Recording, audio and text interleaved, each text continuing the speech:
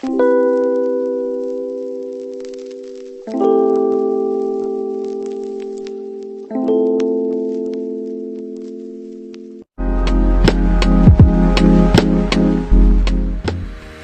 warahmatullahi wabarakatuh. Kami bertiga, wakil daripada kumpulan 6, akan membentangkan berkaitan epistemologi sebagai asas kejayaan ummah.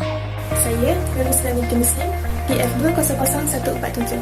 Saya, Aini Nazra binti Ahmad Tazli, nombor metrik DF 200129. Yang pertama adalah pengenalan.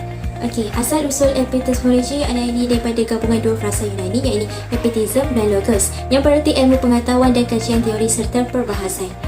Epistemologi dalam falsafah Islam adalah pengetahuan dan kegiatan dilakukan untuk menuntut ilmu pengetahuan secara mendalam. Dan seterusnya, ini juga merupakan kajian yang mempertahankan kesucian agama Islam daripada unsur-unsur asing. Jadi cara-cara menuntut ilmu pengetahuan dari beberapa jurnal adalah didaksi, induksi dan induksi. Jadi, peranan epistemologi yang dimainkan dalam ummah Malaysia adalah untuk membezakan bidang-bidang yang membekalkan ilmu pengetahuan benar dari bidang-bidang yang salah. Seterusnya latar belakang kajian. Apa yang kita ketahui, agama Islam merupakan agama rasmi Malaysia, tetapi Malaysia bukan negara Islam.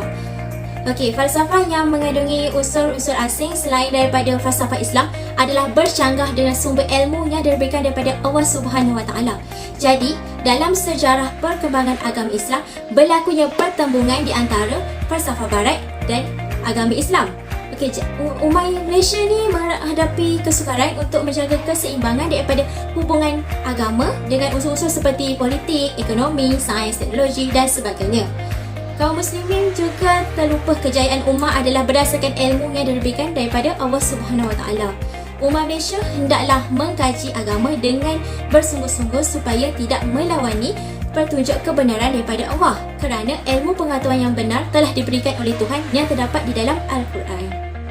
Tujuan kajian ini adalah untuk membincangkan tentang prinsip-prinsip pengetahuan, tabiat, punca, nilai-nilai murni serta batasan cakupan dan hubungan di antara umat Malaysia dengan pengetahuan yang diperolehi daripada wahyu Allah. Jadi, untuk mencapai tujuan tersebut, beberapa objektif telah dilakukan. Yang pertama, untuk mengetahui maksud sebenar epistemologi dengan merujuk beberapa pendapat daripada ahli-ahli falsafah bagi mengetahui bagaimana epistemologi dapat mencapai asas kejayaan masyarakat Malaysia. Yang kedua adalah untuk menganalisis perbezaan epistemologi Barat dan Timur bagi mengelakkan kesalahfahaman ilmu pengetahuan yang sahih. Dan yang terakhir adalah untuk mengenal pasti peranan epistemologi Islam dan akibat salah faham berkaitan epistemologi sebagai ilmu. Jadi, persoalan bagi kajian tersebut adalah yang pertama, apakah maksud epistemologi? Bagaimanakah ingin mengetahui jenis-jenis epistemologi yang harus diikuti dalam mencapai asas kejayaan seseorang? Dan yang terakhir, apakah peranan epistemologi Islam dan adakah akan mendatangkan akibat apabila berlakunya salah faham berkaitan epistemologi? Terusnya, penyataan masalah kajian. Epistemologi ini bukan satu perkara yang boleh difikirkan secara logikal, malahan ia perlu mempunyai pengetahuan lebih mendalam bagi mengelakkan kesalahfahaman dalam berbagai bidang. Jadi pada masa kini, masyarakat Malaysia terutamanya generasi muda kadang-kadang tersesat dan menyalahgunakan cara pemikiran mereka sendiri tentang suatu perkara. Setiap masyarakat mempunyai berbilang bangsa, kaum dan agama, dan ia boleh mengakibatkan kekeliruan masyarakat berkaitan epistemologi apakah yang harus diikuti oleh mereka, terutamanya untuk beragama Islam.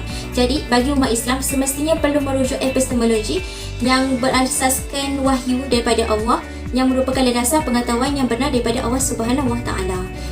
Metodologi kajian. Yang pertama, kajian ini menggunakan kaedah kajian secara lapangan yang boleh diambil kira daripada temu ramah atau soal selidik yang menggunakan perantar Google Form mewakili sebagai borang soal selidik bagi mendapatkan maklumat orang awam. Yang kedua, kajian ini menekankan kesan dan bukti mengenai epistemologi dapat memberi kesan yang baik dalam sesebuah negara. Epistemologi juga adalah salah satu kejayaan undang-undang di Malaysia. Dengan kedatangan Islam, ia menandakan zaman baharu yang berpunca dari tamadun Islam yang berasaskan kepada rasionalisme dan kebebasan secara berfikir. Islam di Malaysia juga bertanggungjawab untuk mengasaskan sistem pendidikan yang terawal di Malaysia. Epistemologi Barat. Sejak 600 tahun sebelum Masihi, orang Yunani telah mengasaskan falsafah Barat di Miletus yang berpunca daripada semangat untuk memahami alam di sekeliling manusia dan alam dalam diri manusia. Pada tahun 1993, Baitul Rasa telah membahagikan falsafah Barat kepada 3 zaman.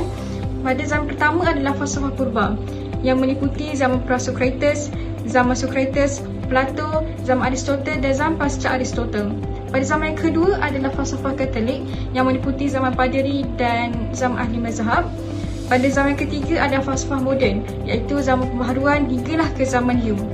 Implikasi kepada epistemologi barat terhadap linguistik. Pada tahap yang pertama adalah peralihan daripada kerangka pemikiran dan teori linguistik kepada teori linguistik struktur. Tahap yang kedua adalah peralihan daripada kerangka pemikiran dan teori linguistik struktur kepada kerangka pemikiran dan teori linguistik rasionalis atau mentalis. Pada tahap ketiga pula, peralihan daripada kerangka pemikiran dan teori linguistik rasionalis kepada kerangka pemikiran dan teori linguistik konstitusional. Asas epistemologi Islam sebagai disiplin yang mengkaji bahasa sebagai tanda kebesaran pencipta alam dan segala isinya, termasuk manusia dan bahasa, dengan pengertian bahawa semakin mendalam penelitian atau kerja seseorang tentang pelbagai aspek bahasa, semakin tinggi tahap imannya.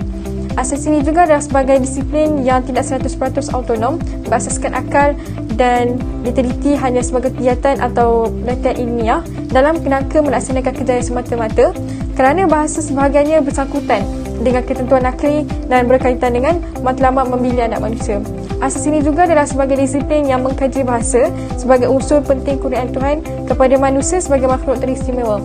Antaranya adalah pembentukan konsep diri manusia dan sebagai alat pengilmuan manusia, iaitu individu dan masyarakat melalui proses pemerolehan dan pengembangan ilmu, serta sebagai wahana penyaluran dan pewarisan sistem nilai, falsafah, pandangan sarwa dan seluruh aspek kebudayaan masyarakat. Asas ini hakikat bahawa setiap bangsa dikurniai dengan bahasanya masing-masing, juga dengan pengertian wujudnya pelbagai dialek daerah dan dialek sosial dalam pelbagai kelompok suatu masyarakat. Asas ini luasnya pendekatan dalam penelitian bahasa yang tidak bergantung semata-mata pada kaedah empiris yang bersandarkan panca indera semata-mata untuk memenuhi syarat dapat diperhatikan dan dapat diuji, observable and testable.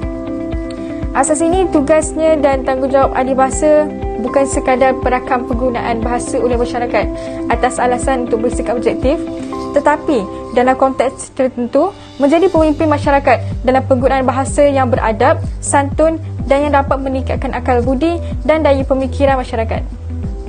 Berikut adalah soalan selidik yang telah dilakukan oleh kumpulan kami.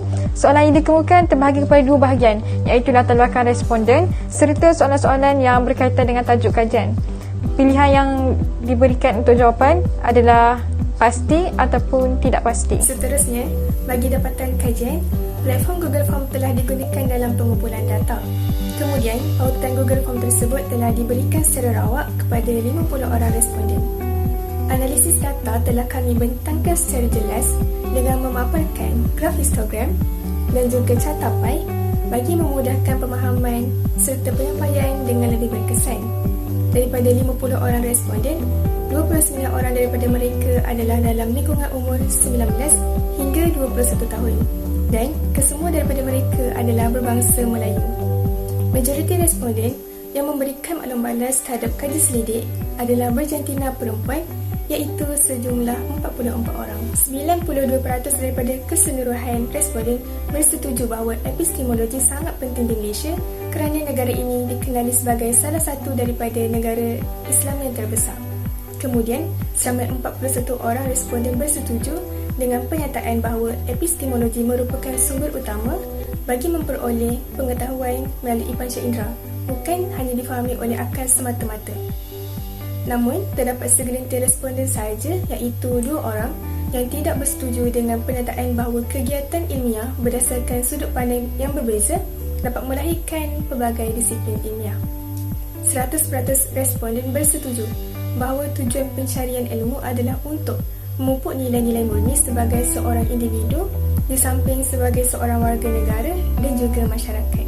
Kemudian, seramai 42 orang bersetuju bahawa pengamatan secara mendalam terhadap epistemologi akan mendedahkan beberapa fenomena untuk mengelakkan krisis pemikiran sosial dan jati diri.